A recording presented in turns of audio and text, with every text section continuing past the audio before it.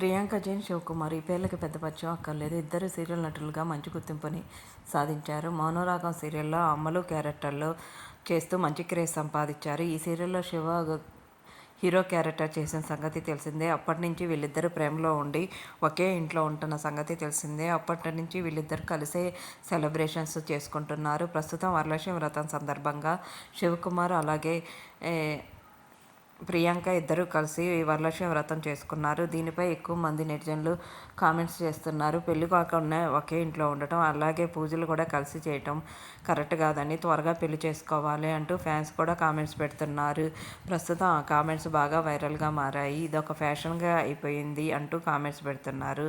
ప్రస్తుతం Priyanka Jain big boss కంటెస్టెంట్గా మంచి craze సంపాదించడమే కాకుండా సోషల్ మీడియాలో కూడా చాలా యాక్టివ్గా ఉంటుంది. ప్రియాంక నెవర్ ఎండింగ్ టేల్స్లో వీడియోస్ని షేర్ చేస్తూ ఉంటుంది. రీసెంట్గా తన అమ్మ గురించి బేబీ పంపుతో ఉన్న ఫోటోషూట్ చేయించి నెగిటివ్ కామెంట్స్ని